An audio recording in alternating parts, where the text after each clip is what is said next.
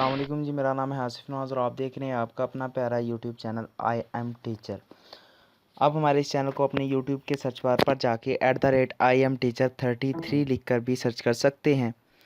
आज का जो हमारा टॉपिक है वो CS 601 के मिड टर्म के हवाले से जो इम्पोर्टेंट 3 MCQs है ना, और मैं आपको बता दूं ये MCQs जो हैं वो कंसेप्चुअल MCQs हैं। आप जितने भी मैंने MCQs दिए हैं ये पास पेपर से शायद एक दो हो कोई भी, लेकिन ये ज़्यादातर खुद तैयार किए गए MCQs हैं। इन्हें ज़रा भी आपने लाइट नहीं लेना और आपने अच्छी तरह से इनको देखना। थोड़ा कौन सा हो सकता है कि कुछ MCQs की मैं कॉन्सेप्ट ना दे सकूं, हो सकता है थोड़ी मिस्टेक भी हो, लेकिन उम्मीद मैंने ये कोशिश की है जितना ज़्यादा हो सके उतना ज़्यादा मैं एक्यूरेट आपके सामने पेश कर सकूं। तो इससे पहले अगर आपने हमारा ये चैनल सब्सक्राइब नहीं किया तो जल्दी से सब्सक्राइब कर दें और साथ लगे बेल आइकॉन को भी प्रेस कर दें और वीडियो को लाइक आपने लाजमी करना है और नीचे कमेंट भी लाजमी करना है। जैसा भी कमेंट आप देंगे, नेगेटिव फीडबैक दें, पॉजिटिव फीडबैक दें, हम आपको जवाब लाजमी देंगे। तो चलें जी, अपनी वीडियो की जानिब बढ़ते हैं। हमारे पास जो पहला क्वेश्चन है उसमें कहता है कि data communication is defined as. हमारे पास जो डाटा कम्युनिकेशन होती है ना वो डिफ़ाइन की जाती है कि exchange of information between at entities using are transmission medium which of the following component are left unanswered by this definition. कहता है कि हमारे पास जो डाटा कम्युनिकेशन है ना वो किस चीज़ को डिफ़ाइन करती है। कहता है हमारे पास जो डाटा कम्युनिकेशन है वो दो एंटिटीज़ है ना उनके दरमियान जो एक मीडियम इस्तेमाल किया जाता है डाटा को ट्रांसफ़र करने के लिए, उसे हम डाटा कम्युनिकेशन कहते हैं। लेकिन इस डेफिनेशन में एक चीज़ जो है वो अनआंसर रह जाती है, उसका जवाब नहीं मिलता। हम देखते हैं वो कौन सी है। एक्सचेंज इंफॉर्मेशन एंड ट्रांसमिशन, फिर हमारे पास एंटिटीज़ मीडियम ट्रांसमिशन, फिर हमारे पास एक्सचेंज इंफॉर्मेशन एंटिटीज़, या फिर हमारे पास इंफॉर्मेशन एंटिटीज़ ट्रांसमिशन। तो हमारे पास एक्सचेंज इंफॉर्मेशन का एक्सचेंज होना और इंफॉर्मेशन एंड एंटिटीज़। तो आप देखिए यहाँ पर एक्सचेंज जो है ना वो लफ्ज़ नहीं आ रहा, मतलब एक दूसरे में जो इंफॉर्मेशन एक्सचेंज हो रही है दो एंटिटीज़ के दरमियान वो चीज़ नहीं आ रही।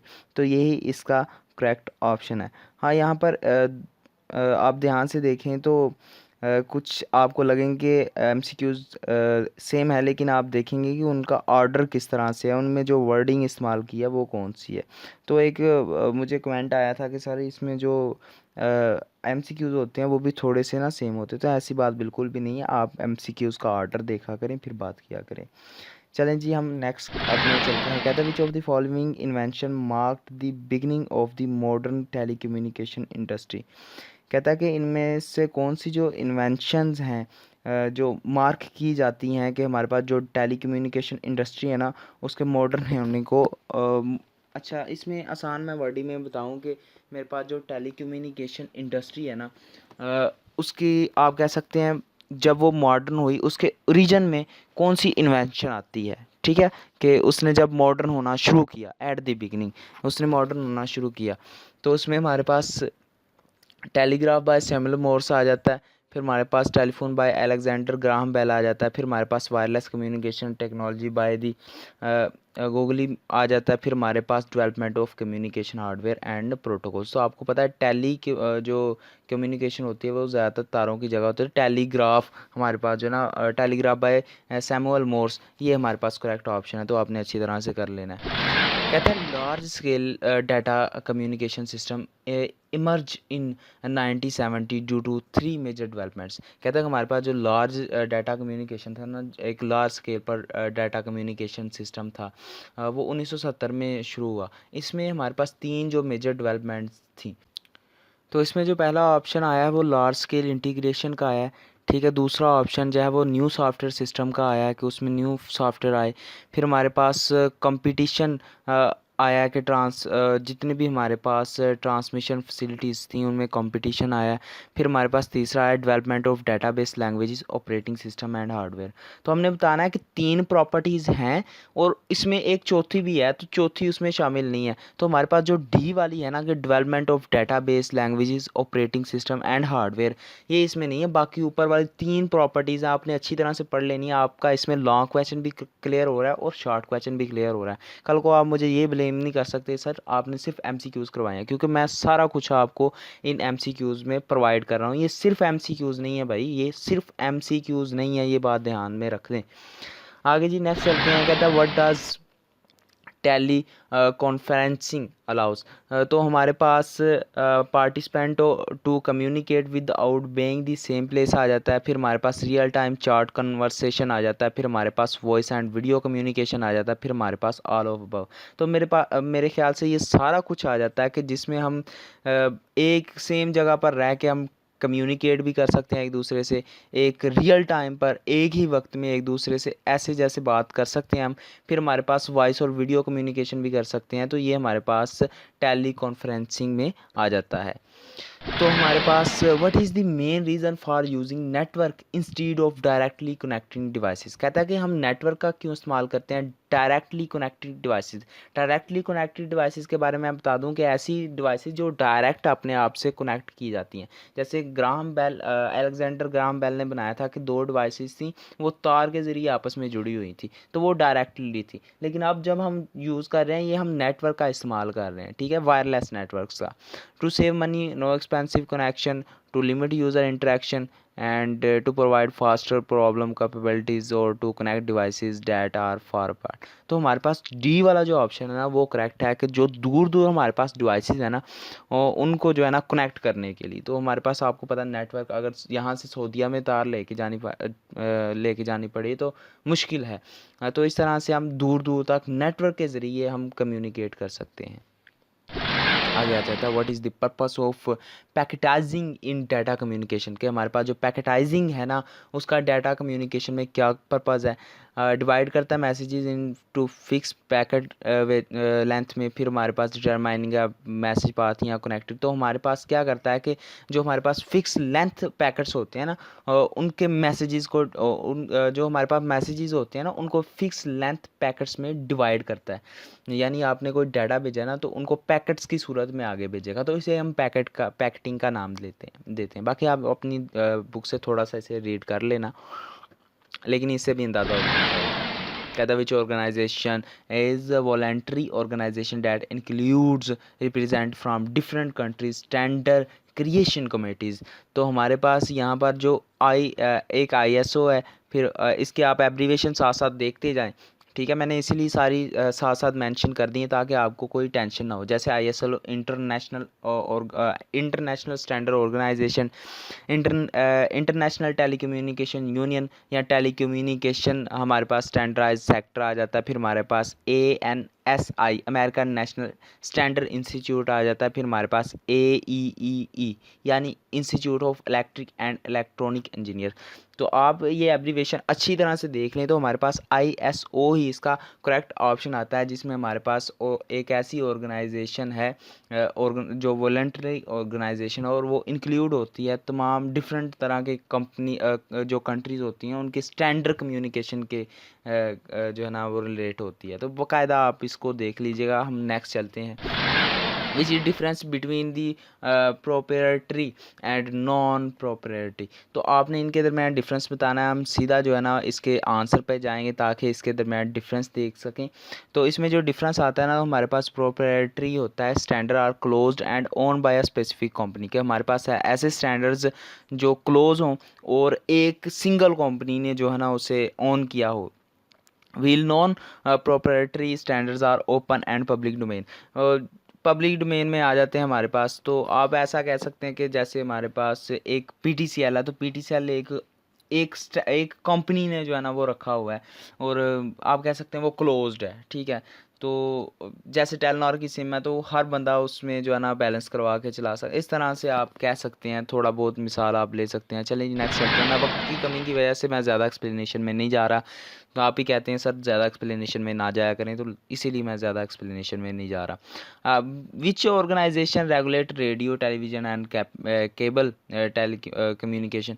इसमें हमारे पास जो करेक्ट ऑप्शन आता है ना वो हमारे पास FCC आता है कि हमारे पास जो फेडरल कम्युनिकेशन कमीशन है ना ये रेगुलेट करती है हमारे पास जितने भी रेडियो टेलीविज़न और केबल कम्युनिकेशन जितने भी होते हैं ना, तो इनके पीछे जो हाथ होता है वो फेडरल कम्युनिकेशंस कमीशन का होता है। तो ये आपने अच्छी तरह से याद कर लेना, बहुत इंपॉर्टेंट एमसीक्यूज़ है। और ये नीचे एब्रीविएशन भी साथ साथ याद करते जाएं, मैंने आपके लिए लिखी हैं, आपके याद करने के लिए ही लिखे हैं। What is the purpose of consider the relative status of devices when choosing a topology. तो हमारे पास इसमें जो करेक्ट ऑप्शन होगा, इसमें 4 ऑप्शन दिए गए हैं, आप साथ साथ पढ़ते जाएं। तो हमारे पास to understand the communicate relationship between devices. तो हमारे पास अगर दो डिवाइसेस हैं, उनके दरमियान अगर हमने रिलेशनशिप देखना है कि उनके दरमियान कैसा रिलेशनशिप है, उनके रिलेशनशिप का स्टेटस कैसा है। रिलेटिव स्टेटस का मतलब ही यही है कि उनके दरमियान जो रिलेटिविटी है उनका कंपैरिजन करके देखना है कि उनके दरमियान अगर कोई रिलेशनशिप है कि नहीं है। तो इसके लिए हम टोपोलॉजी को इस्तेमाल करते हैं। टोपोलॉजी इस्तेमाल होती है दो डिवाइसेस के दरमियान रिलेशनशिप को जानने के लिए। बस इतना कॉन्सेप्ट है, आगे भी आएंगे टोपोलॉजी के, मैं बाकायदा टॉपिक वाइज आप देखें ना, अपनी बुक साथ साथ खोल के रखें तो टॉपिक वाइज मैं आपको लेके चलता हूँ। अगर मैं चाहूँ तो इसके मुकम्मल लेक्चर बना सकता था, लेकिन नहीं, बस एक टाइम की कमी की वजह से ऐसा नहीं हो सका। तो इधर हमारे पास एक ऐसी टोपोलॉजी जिसे रिक्वायर होता है कि डेडिकेट करे point to point link between every device. हर डिवाइस के दरमियान पॉइंट टू पॉइंट जो लिंक होता है उसको डेडिकेट करती है। तो वो मेरे पास मैश टोपोलॉजी मेरे ख्याल से होती है। देख लेते हैं मैश है कि नहीं। हाँ जी जी, मैश टोपोलॉजी है कि एक पॉइंट से दूसरे पॉइंट तक, दूसरे पॉइंट से तीसरे पॉइंट, पॉइंट बाय पॉइंट लेके चलती है हर एक डिवाइस को। तो हमारे पास मैश टोपोलॉजी होती है। अगर in which topology connected to the central or hub. अब हमारे पास एक सेंट्रल डिवाइस पड़ी हुई है जैसे कंप्यूटर, उस कंप्यूटर के साथ सारी डिवाइसेस दूसरी डिवाइसेस जुड़ी होती हैं। तो वो कंप्यूटर हमारे पास क्या है, सेंट्रल। जैसे सीपीयू है, सीपीयू के साथ हमारी एलसीडी भी जुड़ी होती है, हमारी कीबोर्ड भी जुड़ा होता है, हमारे माउस भी जुड़ा होता है। तो वो हमारे पास हुब हो जाती है, कंट्रोलर हो जाता है। तो उसमें जो हमारे पास आता है वो ट्री शायद टोपोलॉजी आती है, आई थिंक, नहीं, स्टार टोपोलॉजी आती है, सॉरी। स्टार टोपोलॉजी ऐसी है जो हमारा स्टार टोपोलॉजी में एक डिवाइस होती है जो सेंट्रल या फिर आप कहते हैं मास्टर डिवाइस होती है, और उसके साथ बाकी सारी डिवाइसेस जुड़ी होती हैं। तो वो स्टार टोपोलॉजी होती है। तो स्टार टोपोलॉजी की भी आपको डेफिनेशन यहाँ पर आ जानी है। Which topology allows for the prioritization of communication by connecting devices to the secondary hubs. तो हमारे पास यहाँ पर जो मेरे ख्याल से अब इसका जो आंसर है वो ट्री ही टोपोलॉजी, सॉरी, यहाँ पर ट्री टोपोलॉजी जो है इसका करेक्ट ऑप्शन है। चलें जी, नेक्स्ट चलते हैं हम आगे। कहता है which topology use the backbone cable to the connect all devices in the network. कहता है कि ऐसी टोपोलॉजी जो केबल की बैकबोन कहलाती है। जब भी हमने तमाम डिवाइसेस के साथ एक नेटवर्क जोड़ना होता है तो हमारे पास बस टोपोलॉजी होता है, जो एक सिग्नल, एक पैकेट लेके जाती है। हमने पीछे पढ़ा था ना, लेके जाती दूसरे तक, दूसरे से तीसरे तक। तो एज अ बस, आपने वैसे भी CS101 के दरमियान एक कॉन्सेप्ट पढ़ा होगा बस रजिस्टर्स का। तो वही एक यहाँ पर भी बस टोपोलॉजी थोड़ा सा कितना बता सकते हैं, हम मुकम्मल नहीं कह सकते लेकिन कह सकते हैं। How does a single travel in R ring topology. तो ये अगर हम सिंगल ट्रैवल की बात करें तो ये यूनी डायरेक्शनल में जाती है। तो मैं आपको यहाँ पर यूनी डायरेक्शनल ही होगा, पता नहीं अब, हाँ जी, unidirectional from device to device के हमारे पास एक ही डायरेक्शन में डिवाइस टू डिवाइस जाता है। और अगर हम मल्टी डायमेंशन में अगर हम टोपोलॉजी लेके जाना चाहते हैं ना, डबल आप कह सकते हैं मल्टी डायमेंशन में या फिर मल्टी डायरेक्शन में, तो हमें जो है ना रिंग्स ज़्यादा इस्तेमाल करनी पड़ेंगी। अगर हम एक ही डायरेक्शन में जाना चाहते हैं डिवाइस टू डिवाइस तो हमें एक ही रिंग काफ़ी होगी। तो अगर हम ज़्यादा डायरेक्शन में जाना चाहते हैं यानी मल्टी डायरेक्शन में, तो हमें रिंग टोपोलॉजी की जो रिंग्स है ना, रिंग टोपोलॉजी भी ज़्यादा लगेगी। इस बात को जहन में रखना है। ये दोनों पॉइंट्स मैंने यहाँ पर ही क्लियर कर दिए हैं, आपने अच्छी तरह से रिवाइंड कर लेनी है video. What is the advantage of ring topology in term of fault isolation. Oscillation का मतलब होता है किसी चीज़ को बंद कर देना, और फॉल्ट का मतलब होता है कोई भी खराबी वगैरह हो। तो आप ये कह सकते हैं कि फॉल्ट आइसोलेशन में हमारे पास जो टोपोलॉजी का है वो क्या उसमें अहम किरदार है।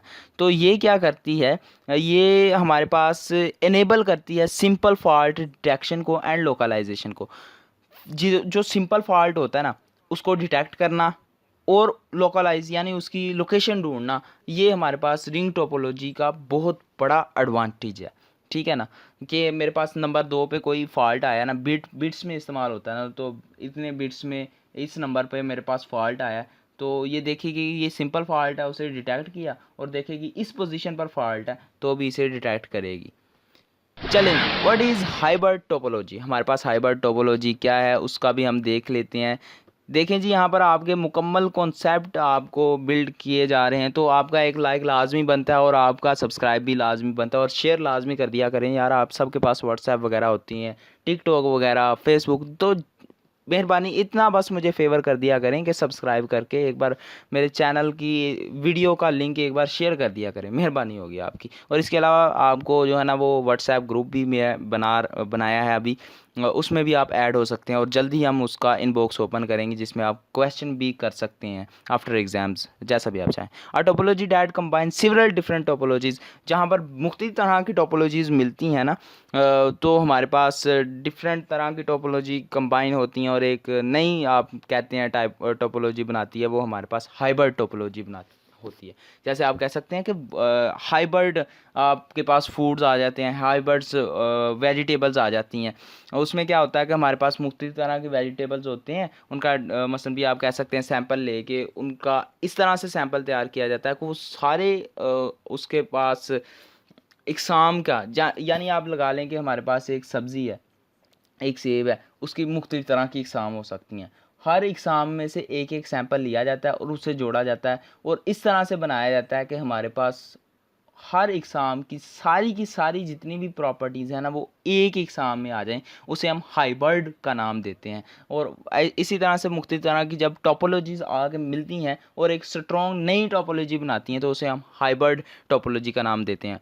हो सकता है ये टोपोलॉजी फेल भी हो सकती है हाइब्रिड, लेकिन इसी तरह से होता है। आगे जी, what is purpose of metropolitan area network, जिसे हम MAN का नाम भी देते हैं। इसका आपने पर्पज़ बताना है, इसका पर्पज़ क्या है। तो हम क्या करते हैं, इसका आंसर देखते हैं, हमें डायरेक्ट इसकी डेफिनेशन मिलती है, to extend a network over a entire city. अच्छा, MAN यानी मेट्रोपॉलिटन एरिया। मेट्रोपॉलिटन एरिया किसके लिए इस्तेमाल होता है? अगर हम एक मुकम्मल सिटी में नेटवर्क क्या करना चाहते हैं, देना चाहते हैं ना, तो वो हमारे पास MAN इस्तेमाल होगा। आपने अच्छी तरह से इस चीज़ को पढ़ लेना। What are some example of internetworking devices used in MANs। तो आपने एग्जांपल देनी है। हमारे पास इसमें गेटवेज आ जाते हैं और रूटर्स इस्तेमाल होते हैं। ठीक है, रूटर्स का इस्तेमाल होता है और गेटवेज का इस्तेमाल होता है जी। ये हमारे पास रूटर भी हैं और गेटवेज भी हैं। व्हाट इज़ OSI, ये बहुत इंपॉर्टेंट टॉपिक है इसमें, OSI। तो आपने इसको जो है ना अच्छी तरह से रीड करना है। तो a model for understanding and designing network architecture. OSI model क्या है? एक ऐसा मॉडल है जिसमें हम देखते हैं कि अंडरस्टैंड करते हैं, समझते हैं नेटवर्क के जो ढांचा बना होता है, आर्किटेक्चर बना होता है, उसके ढांचे को देखते हैं, उसको समझते हैं, उसके डिज़ाइन को देखते हैं, तो हमारे पास वो OSI मॉडल होता है। How many layers are there in OSI model and what are their names. वैसे तो OSI में 7 लेयर्स होते हैं मेरी नॉलेज के मुताबिक, और उनके नाम्स भी हम यहाँ पर देखेंगे। तो हम देखते हैं जी, आंसर देख लेते हैं। तो हाँ, ऑलमोस्ट 7 हमारे पास लेयर आ जाती हैं, जिसमें फिजिकल आ जाता है, डाटा लिंक आ जाता है, network, transport, session, presentation and application. तो आप देख लें जी, हमारे पास 7 लेयर्स होती हैं। किसमें आपके यहाँ पर तीन से चार क्वेश्चन, आप 3 क्वेश्चन तो आपके पक्के क्लियर हो जाते हैं। पीछे जो OSI का पर्पज़ पड़ा था, OSI किसके लिए इस्तेमाल होता है, OSI में कितनी लेयर्स पाई जाती हैं, OSI की लेयर्स के कोई से 2 नाम बता दें, तो आपके देखें 4 क्वेश्चन जो है ना वो मुकम्मल हो गए इसमें। तो चलें जी, नेक्स्ट चलते हैं। कहता है what are some reasons for OSI model not achieving the widespread adoption. कहता है कि OSI देखें, इतनी इसकी जो है ना वो लेयर्स हैं और इतनी इसकी वैल्यू है, लेकिन फिर भी ये वाइड स्प्रेड नहीं होती। वाइड का मतलब होता है खुला, स्प्रेड का मतलब फैलना, यानी ये इतनी ज़्यादा लोग इस्तेमाल नहीं करते। इसकी रीज़न क्या है? अब इसकी रीज़न की तरफ चलते हैं। Bad timing in standard development, हमारे पास मल्टीपल टेक्नोलॉजी कंट्रोल वगैरह एट्सेट्रा। तो हमारे पास जो इसका करेक्ट आंसर आता है ना, वो आता है all of them. Bad timing in standard development, इसकी जो स्टैंडर्ड डेवलपमेंट है ना वो बैड टाइम पे हुई, इसकी जगह कोई और मॉडल जो है ना वो इस्तेमाल हो चुका था तब तक। फिर इसमें टेक्नोलॉजी बहुत आ जाती है, इसमें कंट्रोल फ्लो आ जाता है, फिर एरर आ जाता है कंट्रोल का, फिर एड्रेसिंग वगैरह आ जाता है। फिर इसमें जो लेयर्स हैं ना वो भी आधी अधूरी हैं। ठीक है, उसके अलावा हर बंदा इसे इम्प्लीमेंट नहीं कर सकता, और इसमें वेरिएशंस वगैरह यानी तब्दीलियाँ वगैरह आती रहती, तो बहुत सारे इशू ये बनते हैं। What of role network in OSI। अब नेटवर्क लेयर का इस्तेमाल किया जाता है OSI में, लेकिन इसका रोल क्या है हम वो देखते हैं। इसमें क्या करता है कि हमारे पास जो नेटवर्क है ना, सॉरी मैं आपको ज़रा वो दिखा दूँ, पीछे चला गया, लें जी। हमारे पास जो नेटवर्क है ना वो हैंडल करता है लॉजिकल एड्रेसिंग को और रूट ऑफ पैकेट्स को बिटवीन नेटवर्क्स। रूट और रूटिंग ऑफ पैकेट्स देखा है ना, जो सिग्नल्स पैकेट की सूरत में जाते हैं और जितने भी लॉजिकल एड्रेसेस जाते हैं उनको हैंडल करता है जब दो नेटवर्क्स के दरमियान। बस इतना काफी है। What is responsibility of transport layer in OSI। तो OSI में आपको पता वो तो हैंडल कर रहा था, और ये क्या करता है कि जो हमारे पास ट्रांसपोर्ट से ही निकला है कि चीज़ एक जगह से दूसरी जगह लेके जाना, तो इसमें सोर्स डेस्टिनेशन, डेस्टिनेशन का मतलब होता है मंजिल पे पहुंचाना। तमाम का मुकम्मल जो ये मैसेज है वो कहाँ तक पहुंचाता है, डेस्टिनेशन पर पहुंचाता है, या सोर्स टू डेस्टिनेशन पहुंचाता है, यानी जो उसका सोर्स होता है और जो उसकी मंजिल होती है वहाँ तक मुकम्मल तौर पर मैसेज पहुंचाता है। Ensure integrity and reliability of the message. फिर हमारे पास रिकॉग्नाइजिंग, हमारे पास जो जितने पैकेट्स होते हैं जिस तरफ जाना होता है वहाँ तक लेके जाता है। तो ये इसमें तीन इसके एडवांटेज आते हैं। तो यहाँ पर भी आपके पास दो तीन क्वेश्चन, आपके चार क्वेश्चन ऑलमोस्ट दोबारा कंप्लीट हो गए। तो आपने अच्छी तरह से इस वीडियो को देख लेना है। ये वीडियो आम नहीं, मैंने पहले बताया है कि ये वीडियो बहुत ज़्यादा मेहनत से बनी हुई है और आम वीडियो नहीं है जी। ये बाकी मसनपी चैनलों की तरह मैं फाइल रीड करके नहीं बता रहा। कुछ लोग कहते हैं sir file, that is not file. ये फाइल नहीं है, आपको लग रहा है कहीं से भी ये फाइल हो, इसमें बाकायदा हर तरह की इन्फॉर्मेशन आपको दी जाती है। What is the role of presentation layer in OSI model. तो हमारे पास यहाँ पर जो करेक्ट ऑप्शन होगा आपने अच्छी तरह से पढ़ लेना। मैं ज़रा टाइम की वजह से ज़रा आंसर की तरफ जा रहा हूँ। तो सी वाला deal with the syntax and semantics of information exchange between the system. तो हम नेक्स्ट चलते हैं जी। कहता है कि what are the function of presentation layer. हमारे पास जो प्रेजेंटेशन लेयर है उसके फंक्शन क्या हैं। तो translation of data between different system formats. फिर हमारे पास encryption and decryption of system sensitive information for privacy. फिर हमारे पास डाटा कंप्रेशन आ जाता है, या फिर तमाम के तमाम आ जाते हैं। तो इसके आंसर की तरफ चलते हैं। तो हमारे पास तमाम के तमाम आ जाते हैं प्रेजेंटेशन लेयर में, कि प्रेजेंटेशन लेयर के फंक्शन क्या। प्रेजेंटेशन लेयर अलग है, हमारे पास जो नेटवर्क लेयर है वो अलग है, हमारे पास ट्रांसफ़र लेयर अलग है। तो ये तीन लेयर्स हम पढ़ चुके हैं अभी तक। तो इनकी ये आगे से तीन टाइप्स आ जाती, आगे से तीन तीन इनकी खूबियाँ आ रही हैं जो आपने अच्छी तरह से पढ़नी है। कि ट्रांसलेशन करता है, हमारे पास जो डिफरेंट तरह के दो सिस्टम होते हैं उनका फॉर्मेट भी डिफरेंट होगा। इनक्रप्शन और डिक्रप्शन, यानी हमारे पास जो सेंसिटिव इंफॉर्मेशन होती है ना प्राइवेसी के लिए, उसे इनक्रप्ट करता है, यानी फिर मजबूत कर लेता है या डिक्रप्ट कर देता है। फिर हमारे पास data compression, reduce the number of bits. Compression का मतलब होता है डाटा को कम से कम करके आगे भेजता है ताकि बिट्स कम लगें। तो ये हमारे पास आगे। How does encryption work in presentation data. आपने ये भी देखा होगा कि आपके पास आजकल व्हाट्सएप में इंक्रिप्शन आ रही है। तो इंक्रिप्शन का आपका जो डाटा होता है ना वो क्या रहता है, सेव रहता है। तो इसमें हमारे पास जो करेक्ट ऑप्शन होगा ना वो हमारे पास होगा ए वाला, कि encryption transfer original information into an other form for privacy. के ओरिजिनल जो इन्फॉर्मेशन होती है वो दूसरे तक पहुंचा दी जाती है एक प्राइवेसी की शक्ल में। ठीक है जी, बस यही आपको ये आम से कॉन्सेप्ट है, आपको आने चाहिए। Why is the conversion of data into signal necessary in data communication. कि हमारे पास जो कन्वर्जन है डाटा इनटू सिग्नल्स में चेंज करना इन डाटा कम्युनिकेशन, जब भी आप डाटा कम्युनिकेट कर रहे हो तो उनको सिग्नल में चेंज करना क्यों ज़रूरी है, तो उसके बारे में आपको यहाँ पर बताया होगा। तो जो करेक्ट ऑप्शन है वो ए वाला है, कि signal allow data to transmitted over network. अगर किसी नेटवर्क पर भेजना है तो आपको उसको डाटा को ट्रांसफ़र करना पड़ेगा। What is the difference between the analog and digital data. तो आप CS302 में पढ़ के आएंगे। हमारे पास जो डिजिटल एनालॉग होता है ना वो कंटिन्यूस हमारे पास होता है, और डिजिटल जो है वो हमारे पास डिस्क्रीट होता है। डिस्क्रीट ऐसे होते हैं जो कंटिन्यूस नहीं होते किसी भी। How would you describe analog signal. Analog signal को आप किस तरह से डिस्क्राइब करेंगे। तो इसके जो करेक्ट ऑप्शन होगा वो ए वाला ही होगा, कि हमारे पास an analog signal is continuous waveform that changes smoothly over time. कि टाइम के लिहाज से ये स्मूथली क्या करती है, ये चेंज होती है। तो ये हमारे पास एनालॉग आ जाता है, और इसका हिंट मैं पहले भी दे चुका हूँ। What is characteristic that fully describe in sine wave. तो साइन वेव में हमारे पास क्या क्या चीज़ आ जाती है, हमारे पास फेज़ भी आ जाता है। शायद मैं पेंसिल यूज़ कर पाता, क्योंकि पिछली बार मैंने जो पेंसिल यूज़ की थी वो सही नहीं हुई, तो इस बार मैं यूज़ नहीं कर रहा। लेकिन मैं आपको बता देता हूँ, साइन जो होती है ना वो एक्स एक्सिस पर होती है, ठीक है। साइन जो होती है एक्स एक्सिस पर होती है, और 0 और 1 आपको पता है इसमें आना होता है। तो इसमें हमारे पास उसकी वेव, आपको पता है अगर वेव सूरत में बनाए तो उसकी वेवलेंथ भी होगी। इसके अलावा जी वेवलेंथ है तो इसकी फ्रीक्वेंसी भी होगी, और अगर फ्रीक्वेंसी है तो इसका कोई ना कोई फेज़ भी होगा। फेज़ एंगल के लिहाज से होता है, ठीक है। फेज़ किस लिहाज से होता है, एंगल के लिहाज से होता है। तो ये आपका ए वाला करेक्ट है।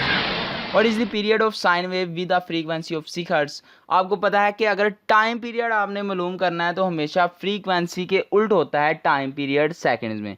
तो अब 6 का रेसिप्रोकल क्या होगा, 1/6, तो हमारे पास 1/6 सेकंड आ जाएगा टाइम, ठीक है। T is equal to 1/f, और अगर हम f लें तो वो होता है f is equal to 1/t। यानी हमारे पास अगर t लेंगे तो इज इक्वल टू 1/f, और f हमारे पास 6 के इक्वल है, तो f is equal to 1/6 answer आ जाएगा।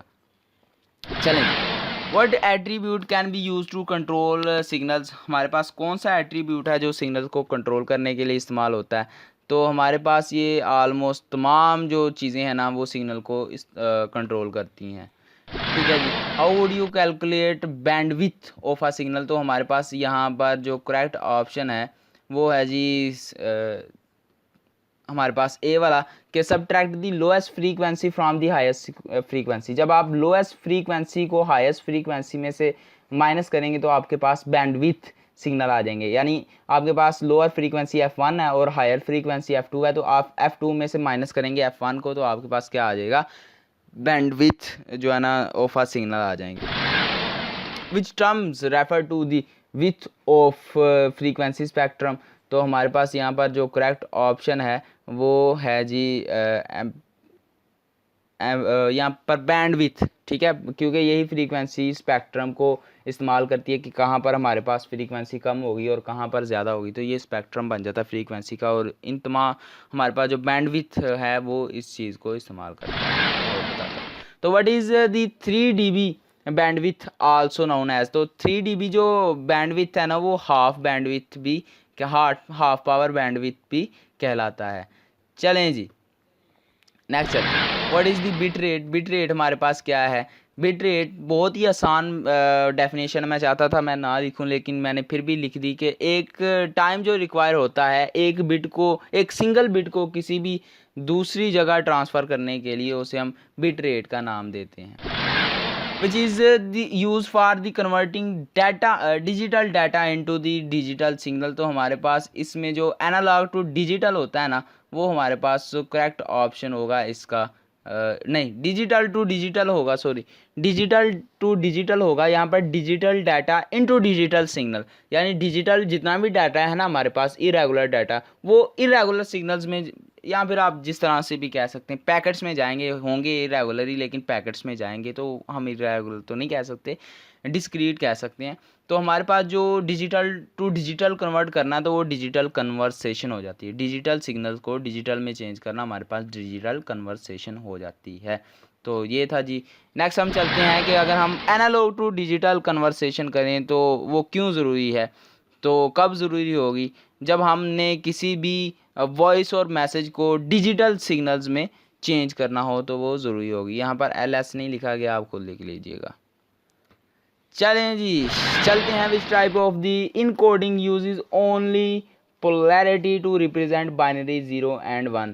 तो हमारे पास यहाँ पर जो करेक्ट ऑप्शन है, हम सीधा चलते हैं अपने आंसर की तरफ, तो वो है यूनिपोलर कोडिंग जो है ना वो 0 और 1 की बाइनरी रिप्रेजेंटेशन के लिए 1 पोलैरिटी का इस्तेमाल करती है। यूनि का मतलब भी होता है 1। What is difference between the B8ZS and HDB3 in coding. तो ये आपने अच्छी तरह से याद कर लेना है, मैं इसका आपको आंसर बता देता हूँ। ये कॉम्प्लेक्स थोड़े से हैं लेकिन आसान है। कहता है B8ZS uses violation based on the previous 1 bit while the HDB3 looks at number 1 since their last substitution। चलें जी, नेक्स्ट चलते हैं। कहता है which is the main advantages of return to zero, जिसे हम RG का नाम भी देते हैं, उसका जो मेन एडवांटेज है वो क्या है, उसकी तरफ हम देखते हैं कि इसका मेन एडवांटेज क्या होगा। इसका बी वाला होगा, इट प्रोवाइड साइन। यहाँ पर हमारे पास जो बी वाला है वो इसका करेक्ट ऑप्शन है। Challenge, what is the purpose of pulse amplitude modulation. तो हमारे पास PAM जिसे हम कहते हैं, इन एनालॉग टू डिजिटल कन्वर्सेशन। जब हम एनालॉग से डिजिटल कन्वर्सेशन करते हों तो हमारे पास पल्स एम्पलीट्यूड मॉड्यूलेशन का क्या पर्पस होता है। तो हम यहाँ पर देख लेते हैं जी इसका आंसर, के आंसर हमें क्या कहेगा। तो आंसर हमें कहेगा to generate a series of pulses based on the result of sampling. हमने सीरीज ऑफ पल्स जितने पल्स आ रहे होते हैं, अब पल्स का मैं आपको क्या समझाऊं, शायद पेंसिल में यूज़ करता तो आपको पल्स के बारे में समझा पाता। तो जितने भी आ रहे हैं उनका सैंपल लेना होता है और जो उसका रिजल्ट बनता है उसे हम नाम देते हैं। फिर हमारे पास पल्स कोड मॉड्यूलेशन आ जाता है। तो इसका जो करेक्ट ऑप्शन होगा वो क्वांटाइजेशन होगा। तो इसका जो पहला स्टेप होता है वो क्वांटाइजेशन होता है। इसके बाकी भी आपने कॉन्सेप्ट देख लेने हैं, जितने भी है थोड़े बहुत ही हैं। विच मॉड्यूलेशन तकनीक is most efficient and commonly used. इनमें से कौन सी जो है वो कॉमनली यूज़ की जाती है और क्या है जी इफ़ेक्टिव है।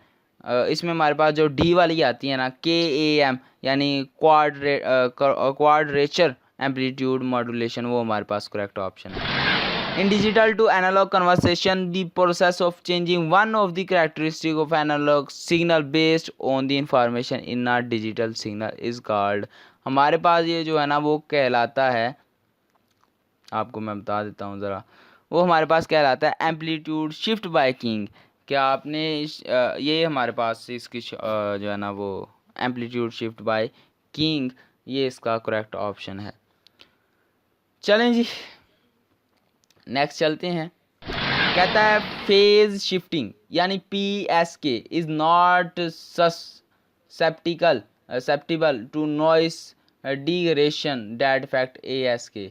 तो हमारे पास यहाँ पर जो करेक्ट ऑप्शन है ना वो है जी हमारे पास सी वाला, कि PSK, हमारे पास जो PSK रिलाई करता है चेंजेस इन फेज में जितनी भी चेंजेस आई हों, और not amplitude for not amplitude for recognition.